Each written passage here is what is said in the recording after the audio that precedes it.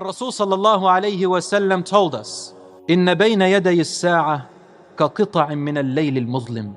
Before the end of time, you will see this prevailing sign. What is it?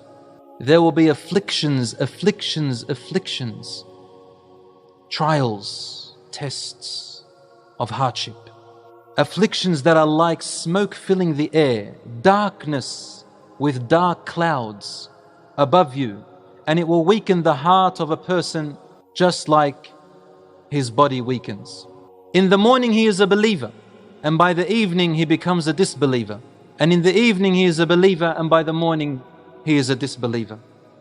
So much fitan, confusion, deception, lies. A person in the evening is a believer. By the morning they went on the internet and it confused everything about their religion to the point where they become atheists. They become something other than their own religion. We live in this time today. How many times I get this question now from young people? I never used to get it, a few years back. How do I know if my religion is the correct one? I've been debating with this atheist and wallah, I don't know what to answer. I'm thinking of becoming an atheist myself. Yes.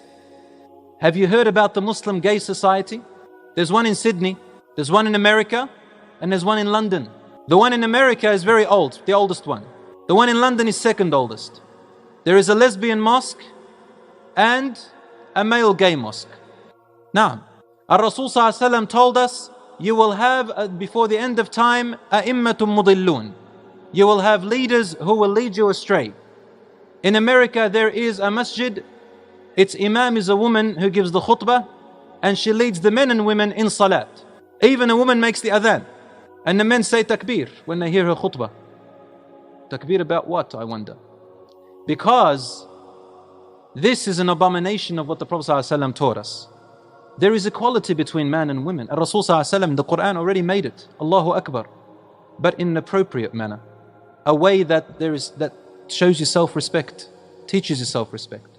Brothers and sisters in Islam, Rasul ﷺ tells us these people who wake up in the morning believers and by the end of the night they are disbelievers. He said, يَبِعُونَ دِينَهُمْ وَأَخْلَاقَهُمْ بِعَرَضٍ مِّنَ الدُّنْيَا. The reason is that they sell their character, their morals and their religion because of a gain of this world. Lust, desire, money, a car, fame, fortune, whatever, you name it. Rasul ﷺ said, a time shall come when a person is given insight in the daytime. So he's very aware.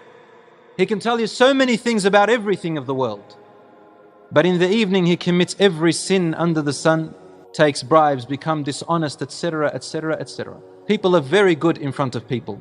But when you are alone in secret, they break every sin under the sun, as though Allah is not watching them. This is hypocrisy, and we live in a world of hypocrisy. Brothers and sisters, I want to ask you a question. Think about this. If you take the whole world, it is made up of people. Take away the disbelievers if you don't want them there, and count the Muslims alone, for example. Then the Muslims are made up of nations. These nations are made up of states. These states are made up of communities. The communities are made up of families, and the families are made up of units of families. Each unit of family is made up of members.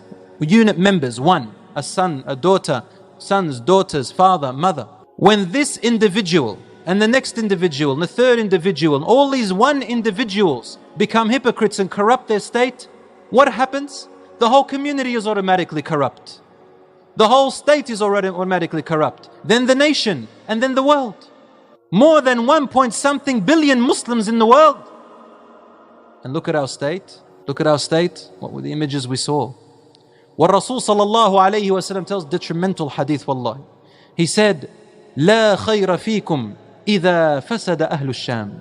There is no good in you, O Muslims, when the day comes that the people of Sham are corrupt. Their state is corrupt, they're neglected. Their state is destruction. There is no good in you. As though saying, Sham is the heart of you. And if its people are not looked after anymore, what is wrong with the ummah of the Muslims of the world? Something is terribly, terribly wrong. We can blame the leaders. And Rasul ﷺ did say that there will come a time when you will have leaders who are in the form of dictatorship, and they are unjust, and they will lead you in tyranny. And he also said, when the time comes, when the amana, the trust is given to the person who cannot hold it, and the person who is a liar is believed, and the person who is trustworthy is said to be a liar. Yes, it's going to come. But what about you and me, who are not leaders? We have a responsibility first for yourself. Are you fulfilling that responsibility by being a person obedient to Allah subhanahu wa ta'ala, a person fulfilling your character, a person fulfilling your deen in the proper manner? Or are you a hypocrite, in the day good, in the night sinful?